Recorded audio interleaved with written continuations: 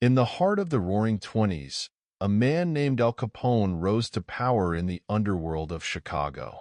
He was a gangster, a bootlegger, and a ruthless businessman. He was also one of the most notorious criminals in American history. Capone was born in Brooklyn, New York, in 1899. He moved to Chicago in 1919 and quickly became involved in organized crime. He was known for his intelligence, his ruthlessness, and his ability to get things done. Capone's rise to power was fueled by the illegal sale of alcohol during Prohibition. He built a vast network of speakeasies and bootleggers, and he used violence and intimidation to control his territory. Capone was eventually arrested and convicted of tax evasion. He was sentenced to 11 years in prison, where he contracted syphilis. He was released from prison in 1939, but his health never fully recovered. He died in 1947. Al Capone's story is a cautionary tale about the dangers of greed and violence. It is also a reminder of the enduring power of organized crime. In this video, we'll explore the life and crimes of Al Capone. We'll look at his rise to power, his downfall, and his legacy. We'll also hear from experts and historians to get their perspectives on Capone and his impact on American society.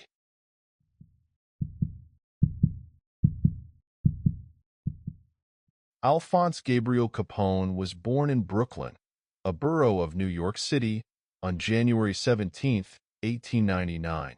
His parents were Italian immigrants Teresa and Gabriele Capone, both born in Angri, a small municipality outside of Naples in the province of Salerno. His father was a barber and his mother was a seamstress. Capone's family had immigrated to the United States in 1893 by ship, first going through the port city of Fiume, Austria-Hungary, modern-day Rijeka, Croatia. The family settled at 95 Navy Street in the Brooklyn Navy Yard. When Capone was aged 11, he and his family moved to 38 Garfield Place in Park Slope, Brooklyn. Capone's parents had 8 other children: James Vincenzo Capone, who later changed his name to Richard Hart and became a prohibition agent in Homer, Nebraska; Raphael James Capone, also known as Ralph Capone or Bottles, who took charge of his brother's beverage industry; Salvatore Frank Capone; Ermina Capone, who died at the age of 1; Ermino John Capone; Albert Capone; Matthew Capone, and Mafalda Capone. Ralph and Frank worked with Al in his criminal empire. Frank did so until his death on April 1, 1924. Ralph ran Aiello's bottling companies, both legal and illegal, early on and was also the frontman for the Chicago outfit until he was imprisoned for tax evasion in 1932. Capone showed promise as a student but had trouble with the rules at his strict parochial Catholic school. His schooling ended at the age of 14 after he was expelled for hitting a female teacher in the face. Capone worked at odd jobs around Brooklyn, including a candy store and a bowling alley. From 1916 to 1918, he played semi-professional baseball. Following this, Capone was influenced by gangster Johnny Torrio, whom he came to regard as a mentor. Capone married Mae Josephine Coughlin at age 19 on December 30, 1918. She was Irish Catholic and earlier that month had given birth to their son Albert Francis "Sonny" Capone. Albert lost most of his hearing in his left ear as a child. Capone was under the age of 21, and his parents had to consent in writing to the marriage. By all accounts, the two had a happy marriage.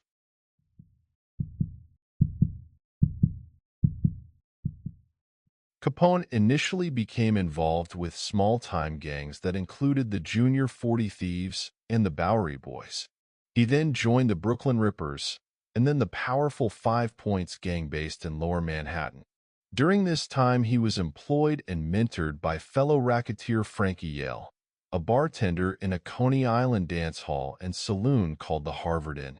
Capone inadvertently insulted a woman while working the door, and he was slashed with a knife 3 times on the left side of his face by her brother, Frank Galluccio.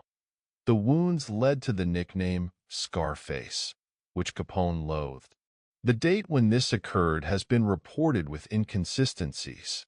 When Capone was photographed, he hid the scarred left side of his face, saying that the injuries were war wounds. He was called Snorky by his closest friends, a term for a sharp dresser.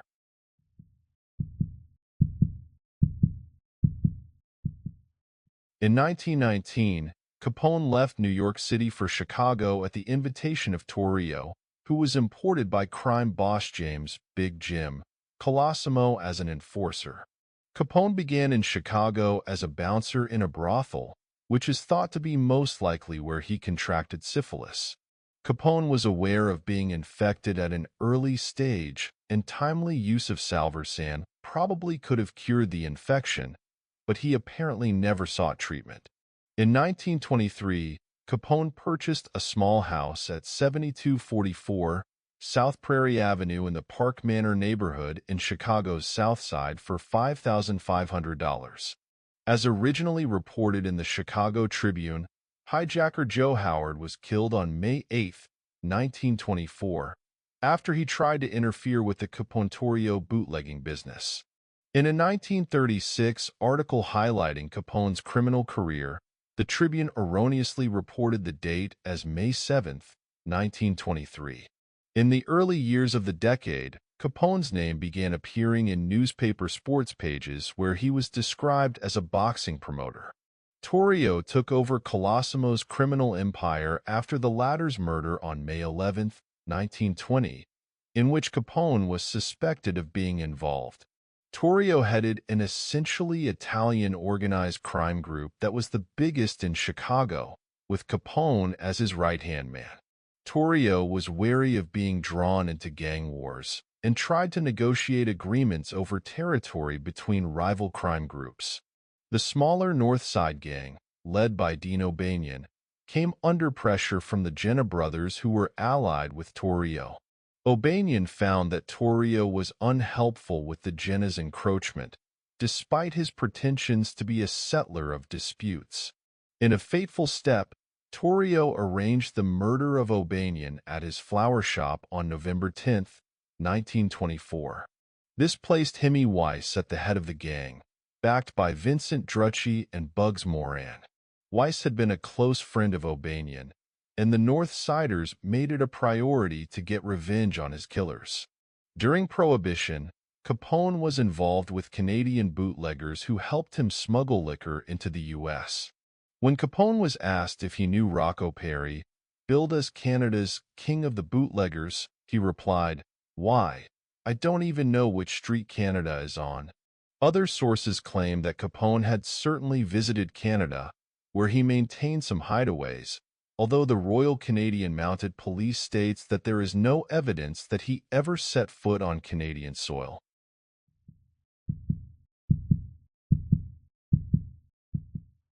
An ambush in January 1925 left Capone shaken, but unhurt.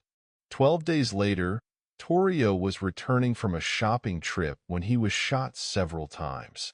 After recovering, he effectively resigned and handed control over to Capone, aged 26, who became the new boss of an organization that took in illegal breweries and a transportation network that reached to Canada, with political and law enforcement protection. In turn, he was able to use more violence to increase revenue. Any establishment that refused to purchase liquor from Capone often got blown up, and as many as 100 people were killed in such bombings during the 1920s. Rivals saw Capone as responsible for the proliferation of brothels in the city. Capone often enlisted the help of local members of the black community into his operations. Jazz musicians Milt Hinton and Lionel Hampton had uncles who worked for Capone on Chicago's South Side. A fan of jazz as well, Capone once asked clarinetist Johnny Dodds to play a number that Dodds did not know. Capone split a $100 bill in half and told Dodds that he would get the other half when he learned it. Capone also sent 2 bodyguards to accompany jazz pianist Earl Hines on a road trip. Capone indulged in custom suits, cigars, gourmet food and drink, and female companionship. He was particularly known for his flamboyant and costly jewelry. His favorite responses to questions about his activities were, "I am just a businessman, giving the people what they want, and all I do is satisfy a public demand." Capone had become a national celebrity and talking point. Capone based himself in Cicero, Illinois, after using bribery and widespread intimidation to take over town council elections, making it difficult for the Northsiders to target him. Capone's driver was found tortured and murdered, and there was an attempt on Weiss' life in the Chicago Loop. On September 20th, 1926, the Northsiders used a ploy outside Capone's headquarters at the Hawthorne and aimed at drawing him to the windows. Gunmen in several cars then opened fire with Thompson submachine guns and shotguns at the windows of the first-floor restaurant. Capone was unhurt and called for a truce, but the negotiations fell flat. 3 weeks later, on October 11th, Weiss was killed outside the Northsiders' headquarters at O'Banion's former flower shop. The owner of Hawthorne's restaurant was a friend of Capone's, and he was kidnapped and killed by Moran and Drucci in January 1927. Capone became increasingly security-minded and desirous of getting away from Chicago. As a precaution, he and his entourage would often show up suddenly at one of Chicago's train depots and buy up an entire Pullman sleeper car on a night train to Cleveland, Omaha, Kansas City, Little Rock, or Hot Springs, Arkansas, where they would spend a week in luxury hotel suites under assumed names. In 1928, Capone paid $40,000 to Clarence Bush of the Anheuser-Busch Brewing family for a 10,000-square-foot home at 93 Palm Avenue on Palm Island, Florida, between Miami and Miami Beach.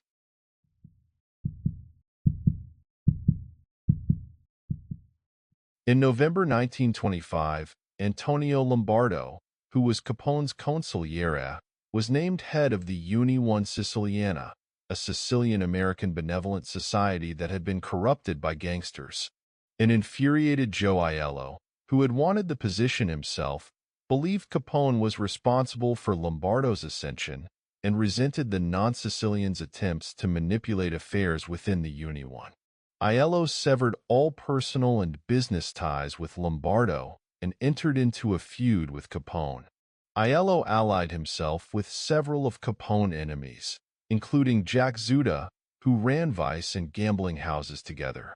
Aiello plotted to eliminate both Lombardo and Capone, and starting in the spring of 1927, made several attempts to assassinate Capone. On one occasion, Aiello offered money to the chef of Joseph Diamond Joe Esposito's Bella Napoli Cafe, Capone's favorite restaurant, to put prussic acid in Capone's and Lombardo's soup. Reports indicated he offered between $10,000 and $35,000. Instead, the chef exposed the plot to Capone, who responded by dispatching men to destroy Aiello's bakery on West Division Street with machine gun fire. More than 200 bullets were fired into the bakery on May 28, 1927, wounding Aiello's brother Antonio. During the summer and autumn of 1927, a number of hitmen Aiello hired to kill Capone were themselves slain. Among them were Anthony Russo and Vincent Spicuzza, each of whom had been offered $25,000 by Aiello to kill Capone and Lombardo. Aiello eventually offered a $50,000 bounty to anyone who eliminated Capone.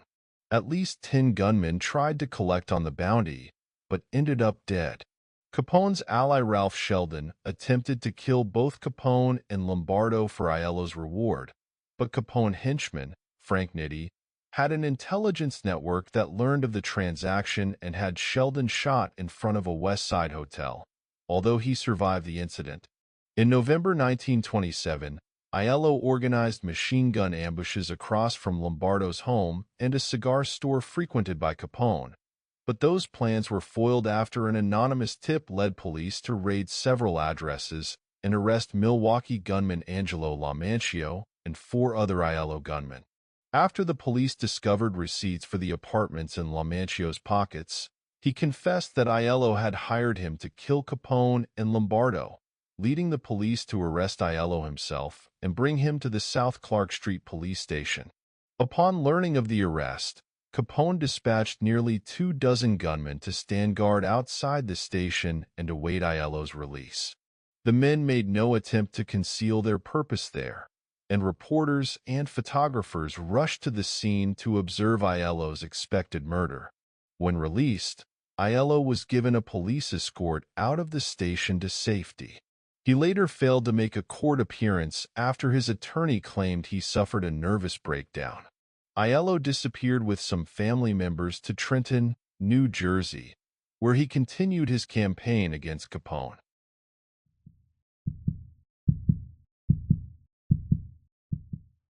Chicago politicians had long been associated with questionable methods and even newspaper circulation wars. But the need for bootleggers to have protection in City Hall introduced a far more serious level of violence and graft. Capone is generally seen as having an appreciable effect in bringing about the victory of Republican mayoral candidate William Hale Thompson, who had campaigned on a platform of not enforcing prohibition and at one time hinted that he'd reopen illegal saloons. Thompson allegedly accepted a contribution of $250,000 from Capone. Thompson beat Democratic candidate William Emmett Dever in the 1927 mayoral race by a relatively slim margin. On the day of the Pineapple primary on April 10, 1928, voting booths were targeted by Capone's bomber, James Belcastro, in wards where Thompson's opponents were thought to have support, causing the deaths of at least 15 people.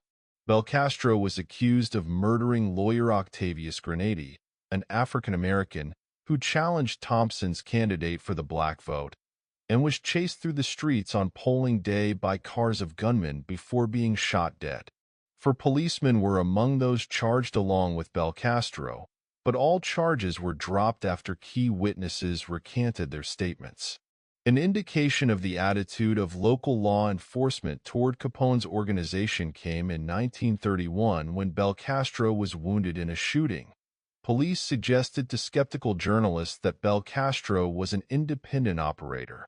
A 1929 report by the New York Times connected Capone to the 1926 murder of Assistant State Attorney William McSwiggan, the 1928 murders of Chief Investigator Ben Newmark, and former mentor Frankie Aiello.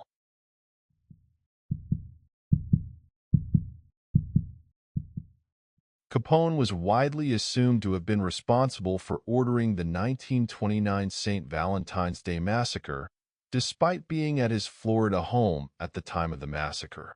The massacre was an attempt to eliminate Bugs Moran, head of the North Side Gang, and the motivation for the plan may have been the fact that some expensive whiskey that was illegally imported from Canada via the Detroit River had been hijacked while it was being transported to Cook County, Illinois. Moran was the last survivor of the North Side gunmen.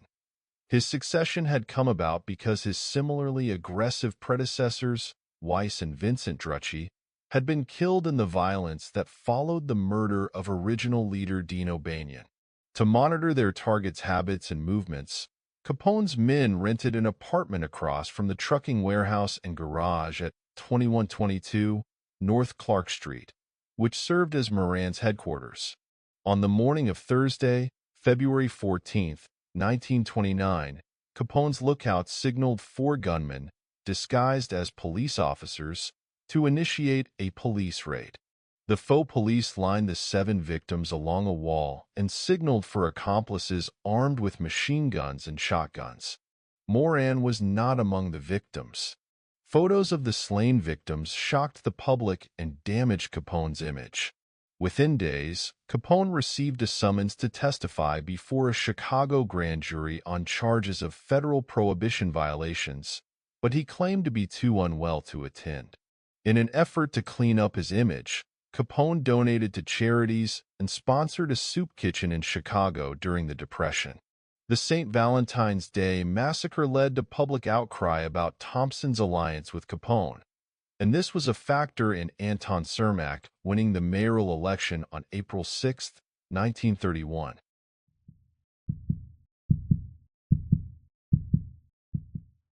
Capone was known for ordering other men to do his dirty work for him.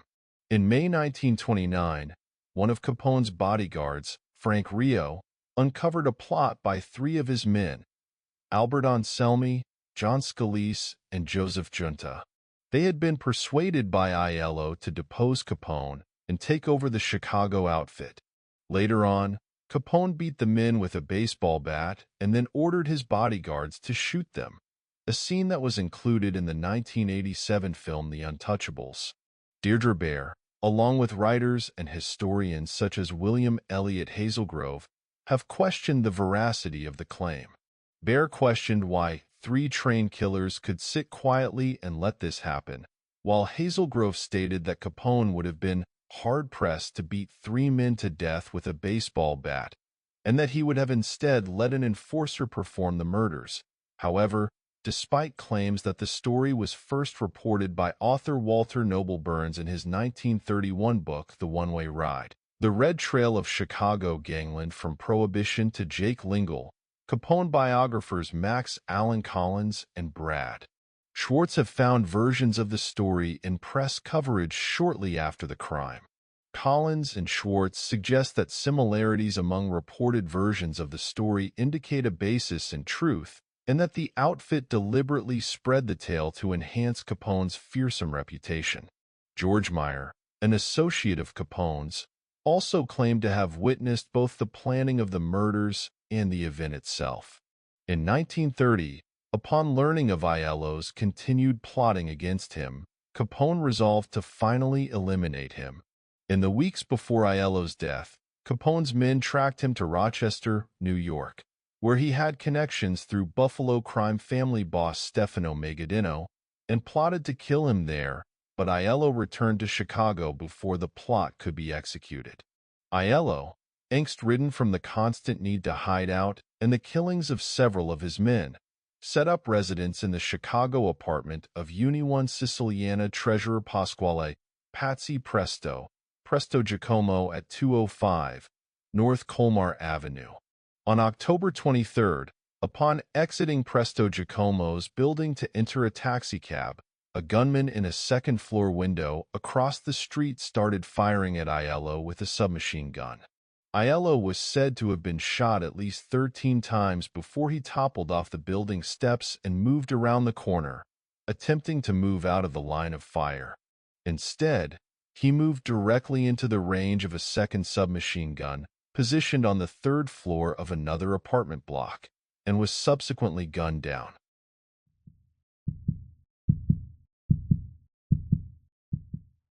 In the wake of the St. Valentine's Day massacre, Walter Strong, publisher of the Chicago Daily News, asked his friend President Herbert Hoover for federal intervention to stem Chicago's lawlessness. He arranged a secret meeting at the White House, just 2 weeks after Hoover's inauguration. On March 19, 1929, Strong, joined by Frank Loesch of the Chicago Crime Commission and Laird Bell, made their case to the president. In Hoover's 1952 memoir, the former president reported that Strong argued Chicago was in the hands of the gangsters, that the police and magistrates were completely under their control, that the federal government was the only force by which the city's ability to govern itself could be restored.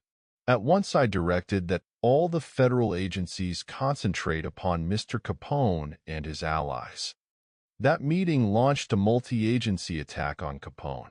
Treasury and Justice Departments developed plans for income tax prosecutions against Chicago gangsters and a small, elite squad of Prohibition Bureau agents, whose members included Eliot Ness, were deployed against bootleggers. In a city used to corruption, these lawmen were incorruptible.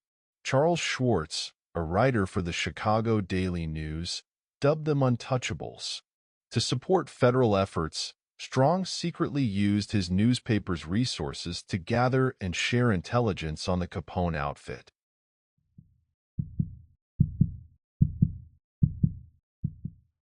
On March 27, 1929, Capone was arrested by FBI agents as he left a Chicago courtroom after testifying to a grand jury that was investigating violations of federal prohibition laws.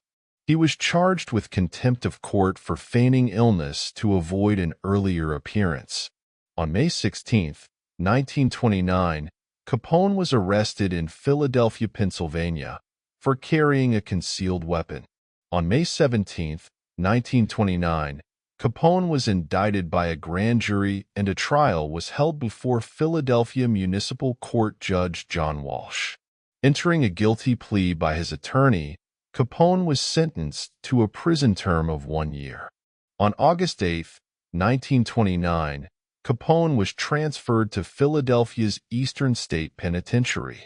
A week after his release in March 1930, Capone was listed as Public Enemy No. 1 on the unofficial Chicago Crime Commission's widely publicized list. In April 1930, Capone was arrested on vagrancy charges when visiting Miami Beach. The governor had ordered sheriffs to run him out of the state. Capone claimed that Miami police had refused him food and water and threatened to arrest his family. He was charged with perjury for making these statements, but was acquitted after a 3-day trial in July. In September, a Chicago judge issued a warrant for Capone's arrest on charges of vagrancy and then used the publicity to run against Thompson in the Republican primary. In February 1931, Capone was tried on the contempt of court charge. In court, Judge James Herbert Wilkerson intervened to reinforce questioning of Capone's doctor by the prosecutor. Wilkerson sentenced Capone to 6 months, but he remained free while on appeal of the contempt conviction. In February 1930, Capone's organization was linked to the murder of Julius Rosenheim, who served as a police informant in the Chicago outfit for 20 years.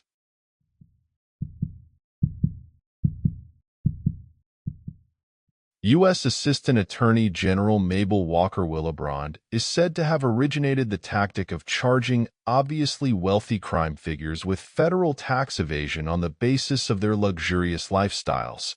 In 1927, the U.S. Supreme Court ruled in United States v. Sullivan that the approach was legally sound. Illegally earned income was subject to income tax. The key to Capone's conviction on tax charges was not his spending, but proving his income, and the most valuable evidence in that regard originated in his offer to pay tax.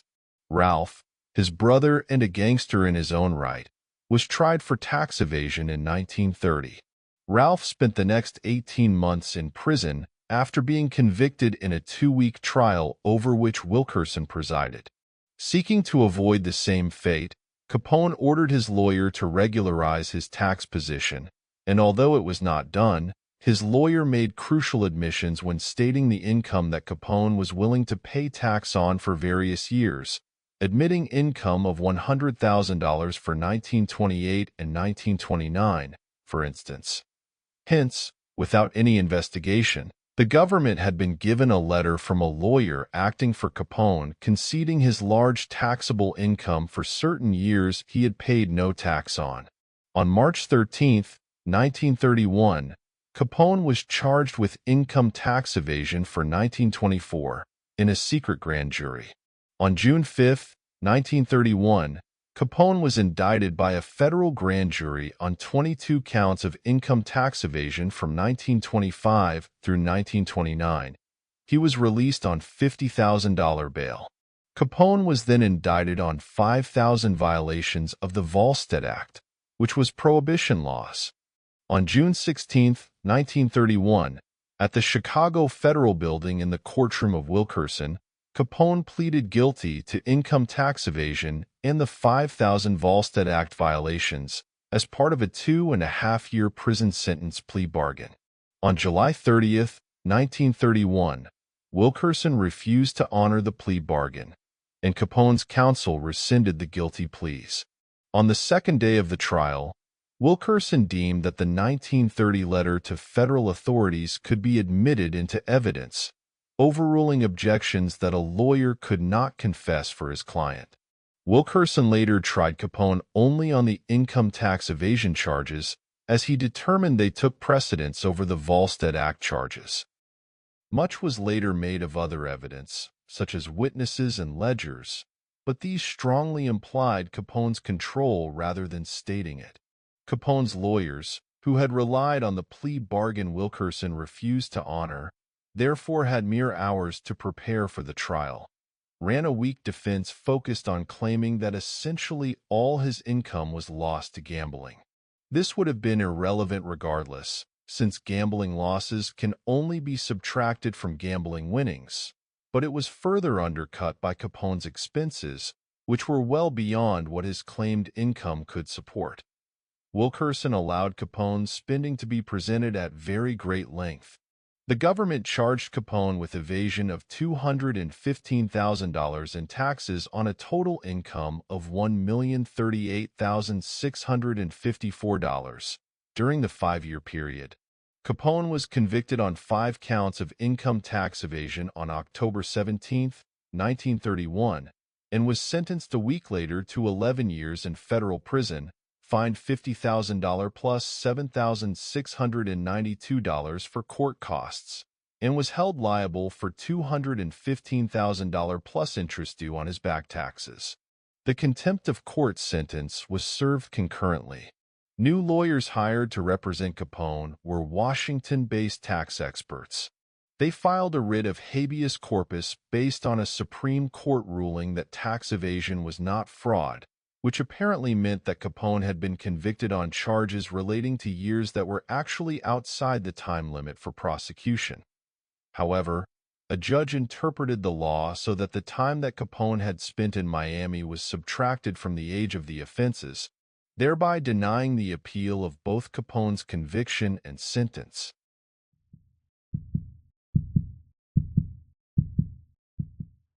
Capone was sent to Atlanta U.S. Penitentiary in May 1932, aged 33.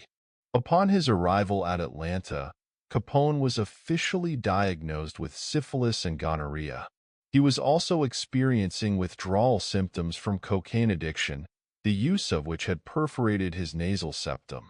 Capone was competent at his prison job of stitching soles on shoes for 8 hours a day, but his letters were barely coherent. He was seen as a weak personality, and so out of his depth dealing with bullying at the hands of fellow inmates that his cellmate, seasoned convict Red Rudensky, feared that Capone would have a breakdown. Rudensky was formerly a small-time criminal associated with the Capone gang and found himself becoming a protector for Capone. The conspicuous protection by Rudensky and other prisoners drew accusations from less friendly inmates and fueled suspicion that Capone was receiving special treatment. No solid evidence ever emerged, but it formed part of the rationale for moving Capone to the recently opened Alcatraz Federal Penitentiary off the coast of San Francisco in August 1934. On June 23, 1936, Capone was stabbed and superficially wounded by fellow Alcatraz inmate James Lucas. Due to his good behavior, Capone was permitted to play banjo in the Alcatraz prison band, the Rock Islanders, which gave regular Sunday concerts for other inmates. Capone also transcribed the song Madonna Mia, creating his own arrangement as a tribute to his wife May. At Alcatraz, Capone's decline became increasingly evident as neurosyphilis progressively eroded his mental faculties. His formal diagnosis of syphilis of the brain was made in February 1938. He spent the last year of his Alcatraz sentence in the hospital section, confused and disoriented. Capone completed his term in Alcatraz on January 6, 1939, and was transferred to the Federal Correctional Institution at Terminal Island in California to serve out his sentence for contempt of court. He was paroled on November 16, 1939, after his wife May appealed to the court based on his reduced mental capabilities.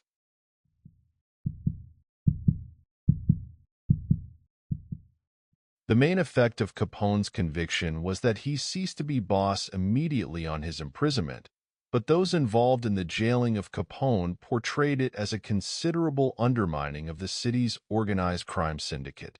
Capone's underboss, Frank Nitti, took over as boss of the outfit after he was released from prison in March 1932, having also been convicted of tax evasion charges.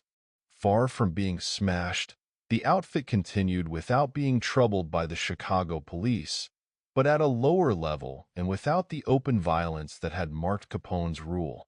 Organized crime in the city had a lower profile once Prohibition was repealed, already wary of attention after seeing Capone's notoriety bring him down, to the extent that there is a lack of consensus among writers about who was actually in control and who was a figurehead front boss. Prostitution, labor union racketeering, and gambling became moneymakers for organized crime in the city without incurring serious investigation. In the late 1950s, FBI agents discovered an organization led by Capone's former lieutenants reigning supreme over the Chicago underworld. Some historians have speculated that Capone ordered the 1939 murder of Edward O'Hare a week before his release for helping federal prosecutors convict Capone of tax evasion, though there are other theories for O'Hare's death.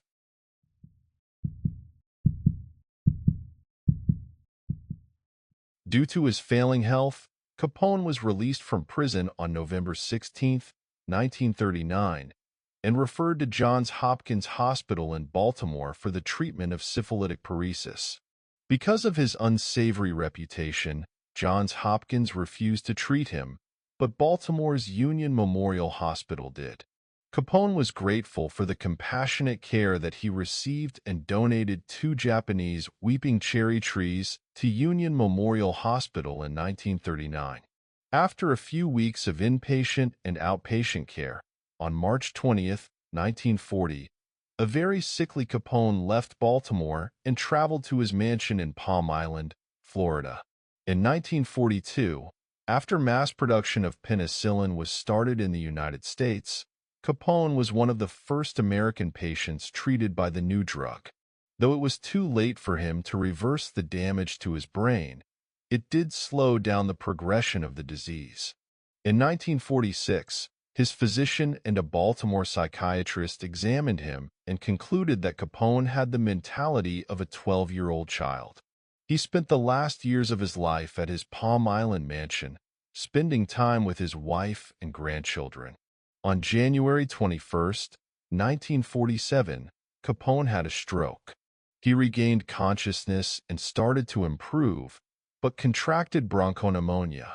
He suffered a cardiac arrest on January 22, and on January 25, surrounded by his family in his home, died after his heart failed as a result of apoplexy.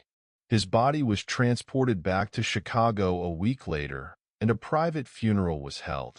He was originally buried at Mount Olivet Cemetery in Chicago. In 1950, Capone's remains, along with those of his father, Gabrielle, and brother, Frank, were moved to Mount Carmel Cemetery in Hillside, Illinois. Al Capone's reign of terror in Chicago came to an end, but his story continues to fascinate and horrify us. He was a complex figure, a product of his time, and a stark reminder of the dark side of the American dream. His legacy serves as a cautionary tale about the corrupting influence of power and the devastating consequences of violence. Thanks for watching.